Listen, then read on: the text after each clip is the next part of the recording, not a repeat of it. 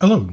Some of the cool community content creators on YouTube are doing a Kraken week. As I am not cool or notable content creator, I thought I'd throw in some side water encounters. And these are from, with the exception of an adventure, are from my Mike's Free Encounters. Started creating these quite a while ago to address the common DM challenge of people still want to play, or they're out, they say, your players say, we're going to head over here to this part of the forest or over there, and you need a encounter. And of course, you could always just kind of roll randomly or just make up something on the spot, but it's often easier to have something kind of pre-made, ready to run, and hence the free encounters.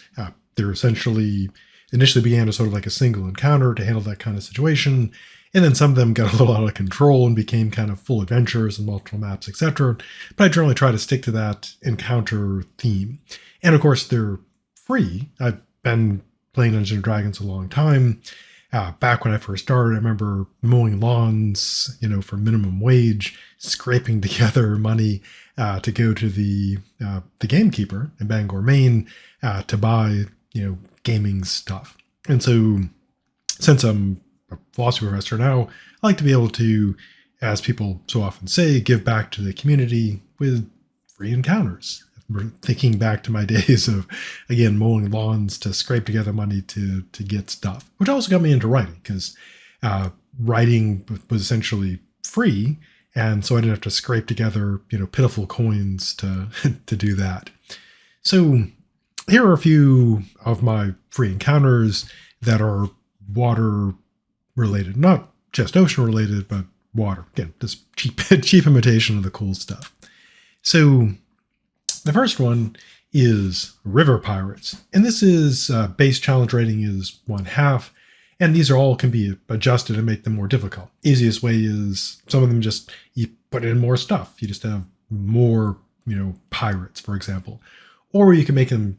Some of them have the option of more powerful creatures that are in there optionally, and they can upscale the encounter. And as you might imagine, river pirates is an encounter, low level, suitable for your typical first level party, and it's pirates on a river. So if you're running a campaign where the PCs are heading down the river, or by a town by a river, you need a quick encounter.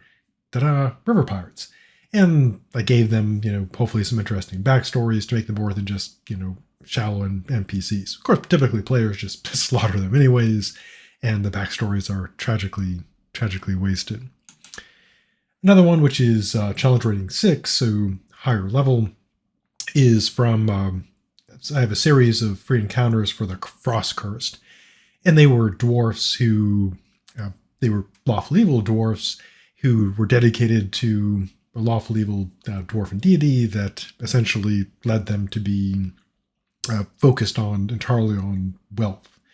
And they were kind of misled by an even worse god, which led them into undeath by luring them in, offering them undead labor, which of course would need more, dead labor doesn't have to be paid, works around the clock, doesn't have to be, so more profits. And this resulted in a horrifying civil war, and the betrayal of the dwarfs led to them being cursed with the frost cursed, transforming them into essentially frozen undead. And they're trapped under their mountain, because if they leave, they start to, part of the curses, they start to melt and they would perish. So they're contained in this mountain. And one of the things they did is they cut these channels, found underground rivers, and used these stone ships to transport typically like their ore and goods and so forth. And one of the encounters is with the River Diamond, which is a dwarven stone warship manned or crewed by dwarven undead. So challenge rating 6, if the players are in an underground place, or of course it could perhaps go outside, they could encounter this frost-cursed stone galley and fight it, or make friends with it, depending how they feel about undead. Now, back in AD&D in 3.0, there were, of course, the classic sea cats, and some of my players liked them, so brought them back for 5e. So nothing really special, just old edition, monster remade for the latest edition. And so this is set on Sea Tiger Island. You can see the terrible art for this. And this puts the PCs up against sea tigers, which are just basically sea cats. There might have been like a copyright thing there, something as to why they're not in 5e. So I just renamed them sea tigers, which hopefully avoids the whatever legal stuff is going on there. The Welg. This is a challenge rating 4. During one of my campaigns, I ran a kind of a Polynesian region themed campaign with pirates, etc. And there was part of the backstory was there's an ancient empire or people called the Shokoban, and they had this island empire that, as always happens, fell into this, was tricked by this terrible evil god, etc., etc. And once again, terrible civil war. I tend to do a lot of those in my campaigns. Terrible civil wars. I guess because it's a poli-sci major. And during this battle, and our good dead friend Thomas Hobbes, famous dead philosopher, said, it's the battle of wits. Internal disputes over ideas tend to be the most savage, and so the battle between the peoples of this once united empire or kingdom became truly horrific. And one of the things that the evil side, or the more evil side, would do would be to take statues of the good goddess of the people and smash the heads off them, and take the guardian creatures. The good people had these intelligent octopi, and they were guardians, etc. And so when they would slay one of these octopi guardians, they would hack off their tentacles and magically fuse them onto the statue heads of the goddess and transform them into these terror weapons, the Welg. And this encounter that takes place with one of these creatures being washed up onto a shore in the ruins of an ancient ship, and of course immediately starts killing people, and the PCs have to go and address that. And so it's a fight with this weird statue tentacle thing. The Ghost of Water. This is around challenge rating 2, and it deals with the Ghost of Water. The sort of backstory for this is that an ancient people loved the sea, and they were so long-lived they saw the sea, dying. So they used their magic to create the Ghost of Water to sort of preserve it in a way. And this eventually had unintentional side effects of bringing back, or maybe intentional, in bringing the ghost of these creatures, some harmless, some very dangerous, like sharks. And so it's essentially a haunted area of the Ghost of Water itself and the ghost of these long dead creatures. And of course, since it's a D&D thing, these include predators, which can attack the players. And so this is a good sort of desert encounter with a little surprise twist of being attacked by ghost sharks and other things. On a much smaller scale, there is the Puddle Lurker. This is challenge rating 1. There's also a higher challenge rating option. I made like a small one and like a bigger one. And the Puddle Lurker is a creature. It's kind of like a predatorial hermit crab. Instead of living in a shell, though, it lives in a puddle, which it magically extends so it connects up to the plane of water. And so can seem to be like just a little puddle there, and someone may walk into it and find themselves, being crushed and torn apart by the claws of a puddle lurker. One interesting thing about the puddle lurkers is that they use their ability to create this, portal into elemental plane of water essentially as, in a sense, their toilet. So after they feed, they don't want to gunk up their own puddle. They put the waste into the elemental plane of water, which, as you might suspect, makes the denizens of that plane rather angry. So there are stories, which are true, that those slaying puddle lurkers may find themselves rewarded by this elemental god of the plane of water who doesn't like them basically pooping into his pool. And so the puddle lurkers. Now, continuing with the leftovers of the destroyed Chocoban Empire, there's also the Shipbreaker. Since it was a island empire, island kingdom, the conflict was mostly involving ships. And so they constructed these constructs called shipbreakers that could be, in fact, on the largest warships, they could be hurled by like a trebuchet onto an enemy ship, and they had chains connected to them in case they missed so they could recover them, or if they sank the ship so they could recover them. And these are built to fight sailors and destroy ships. As I often do, I made a weak version, a damaged one, which is CR4, and then an undamaged one that is higher challenge rating. And this encounter is with a leftover weapon, the Shipbreaker, from that ancient war. Another theme I often have in my games is Ancient Empire tears itself apart, leaves behind a lot of old weapons, and the players stumble upon them. Which is also, when I used to run Gamma World, was also a common theme as well. The Wraith of the Apostate. Kind of tended to be a bad pun. Essentially it's a ghost ship with an apostate who is found to have betrayed whatever devil was suitable for your campaign, like Asmodeus, for example, and was punished by being transformed into an undead creature and then sealed into basically a small forest prison where they would essentially be forced to suffer, forever. Kind of a super, punishment.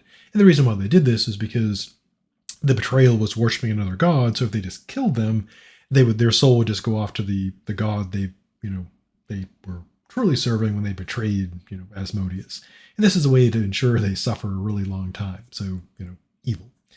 And in the story, the Wraith escapes because the ship is attacked by pirates. They actually free it, kills them all, and the ship becomes transformed into a drifting, hulk full of undead. And the PCs come across this and have to deal with the classic, undead on a ghost vessel. Speaking of pirates, Sea Devil. So this was part of the sea campaign I ran, and one of the players was doing, he was playing a character called Calico Jacques, and he was trying to become the Pirate King. And so there was a lot of pirate stuff. And one of the contenders for the role of the Pirate King was this a Sahuagin who was one of the ones born as looking like a sea elf, and she had become a pirate and was a contender for the becoming Pirate King. But another contender betrayed her, and so she was captured and hung from the neck until dead. But the god, the Sahuagin, offered her a chance to, essentially become a devil, and she accepted that. And so her and her crew sail the seas, transformed into devils. And this is about CR4 encounter, although of course can be upgraded. So it's a pirate ship with devil pirates. Undead stuff. The Mortus Balina is essentially a bizarre undead construction created by, as always happens, by a wizard, and it consists of the body of an orca and essentially remains from squid fused together to this horrifying, basically undead squid orca thing. And in this particular encounter, the PCs are trying to recover a magical ring. And this is originally written for my pirate campaign.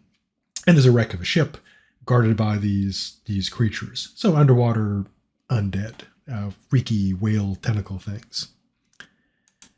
And for more sort of bizarre underwater undead, Crater Bay. This is about CR9. This is set another ruins of another empire, which destroyed itself, as you're probably guessing, in a civil war. And they were developing these magical, basically terror weapons. And they were experimenting with developing essentially like a soul weapon that would use souls as sort of the fuel for destruction. And they created this device, and as always happens, things went terribly wrong. It, killed lots of people, destroyed these ships in the bay, creating all this wreckage, and the souls trapped in the weapon were fused into the wreckage in the bay. Then they kind of fused into this, sort of hive mind creature that's undead, insane, bound to all these, this wreck parts. And they essentially drift about under Crater Bay until they encounter living things, and then out of hunger or anger or fear or rage, they attack them. So pretty dangerous. This also includes a submarine as well. So if the PCs want to go up against some horrifying, strange, soul-infused wreckage, it's a good time for all. For some elemental stuff, also as part of this campaign, a really long campaign, they ended up going to the top of the world, to a frozen area in search of, as always, magic items. And they came across essentially basically steam elementals and ice elementals in a aquatic setting. So this provides an encounter of that type. And this is CR5 or higher. And you can add more, make it tougher. A river encounter, but you could also make it into a pond encounter, or you can make it into a lake encounter, is the Snartles and James. And anybody who's older probably remembers Bartles and James, and yes, another terrible, terrible pun. And so the Snartles were created by the wizard James during another Civil War. Yeah, I do a lot of Civil Wars. And this Republic of Merrick, this is my new series, the R series, and the nation of Merrick ends up tearing itself apart over political and religious disputes. And during this war, wizards were either working as mercenaries, creating, one of the popular weapons was to create essentially monstrosities, to, fusing together things, because they found things like owlbears, etc., pretty good as terror weapons, and wizards are creating various versions of these. And one of them is the Snartle, which is a combination of a snake and a turtle. So kind of the bit more speed than a turtle with some armor plating. And in the story of James, he was deceived by a fiend, and his later creations were infused with demon ichor or ickiness. And so they're extra crazy and extra dangerous. And this adventure includes not only the Snartles, but a variety of other horrible creations, including a nightmare squirrel thing, which my players really, really hated. So a win there. Now, also during the Civil War, there also were wizards creating constructs, because they're very useful weapons in war. And one of the wizards created wooden crabs, and they were designed for naval combat. They're wooden and they're hollow in the inside, so they can either float as needed or fill up with water and swim. And some of these were were controlled by command items. Others were simply just given verbal orders. And so there are still many of them left over from the war and still potentially hostile. So if they were given orders to defend an area, they'll just keep on doing it. These crabs had an interesting trait where they seem to, for some reason, delight in murder, even though they probably shouldn't. And there were reports of them grabbing sailors, leaping off ships, filling up with water, and dragging them, to a drowning death, even though that was not what they were ordered to do. And despite that, the wizard who created them kept on creating them. And although this is a long time ago, there are rumors that she still exists, that in the tale is that perhaps she has transferred her consciousness into a construct body. But in any case, the wooden crabs still lurking in the oceans, ready to put the pinch on those they encounter. Also left over from this Civil War are the sandbones. There's nothing, in many cases, more savage and hateful than a war, a civil war, or a war between factions of the same religion. They tend to be really weirdly, not really weirdly, I guess it kind of makes sense. The more you kind of have in common with someone, the easier it is in some ways to hate them when you split apart. So civil wars are generally historically brutal and bloody, as of course generally wars are also that way. And in one of these fights, a ship, the crew turned against itself in a horrible battle. The defeated crew members were cursed into being undead, such was the hatred between them, and bound into their bones and buried in the sand, existing as the sand-based undead. And these are suitable for coastal encounters where these ancient battles took place. And they're, of course, horrifying and, bad and cursed. They can, so in a way, one might have some sympathy for them, aside for their tendency to try to murder everyone. On a somewhat silly level, there are the red triangles. And they, in the encounter, the city is restoring these, or conducting these athletic games. And unfortunately, these red triangles show up and start attacking people in the polluted river. And yes, this is intended to make fun of a certain sporting event and a certain river and a certain mascot. And so this pits the PCs to try to save the games against the red triangles. And there are two types. There's a low CR1, which is the two-eyed red triangle. And then I made an extra monstrous one, which is higher CR. And of course, you can multiply these together. So this is a nasty river fight, complete with disease, because no river fight would be complete without disease. Also, if you're looking for an entire adventure with ocean theme, I recently had released Grand Tour, part of the R series, the Rel series. It's for levels 5 to 10, depending on your party size and party balance. One thing, been running games a long time, one thing I noticed about 5e is that numbers, they've always mattered in D&D, but they really matter in 5e. So the game I'm running now, I've got 7 players, and so they tend to tear things up pretty savagely. So depending on your party size, and they're all good players, they know how to make their characters effective, and so they generally tear up encounters way above their level. And so that's why it's kind of like 5 to 10, because if you run D&D at 5e, it's really hard to kind of balance things out. Because sometimes you'll have encounters that should be low level, and it's really bad for the party. And then other cases, you have these encounters, you're like, oh, I don't know if they're up to it, and they just breeze through it. So Grim Tour is set up to be 5 through 10, with plenty of options for making it tougher or easier. And it's part of a broader campaign, but it can be scavenged for various encounters. The gist of it is that there's this ancient fortress of the Daron, going back long ago. It's supposedly haunted, etc. And it's set on an island that was destroyed once again in the Civil War I mentioned earlier, the Kingdom of Merrick.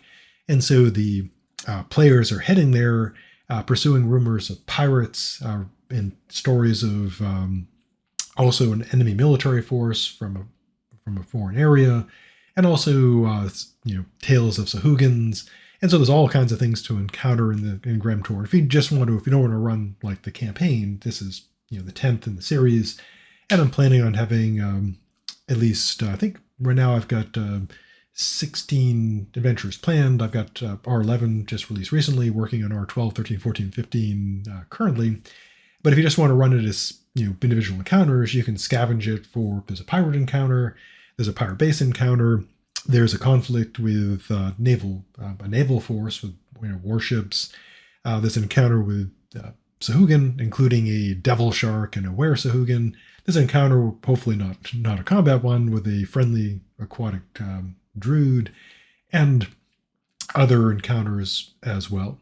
It also includes, if you want to do ship combat, includes stats for that, and also squad information. If you want to run large-scale combat, it includes a set of squad rules. So you could do, if your players are into that, you could do like a naval combat and large-scale squad combat, or if they're not, you can just do it the old way of theater of the mind. And so those are some encounters in one adventure that are in kind of the theme of water and, stuff. No Krakens, though.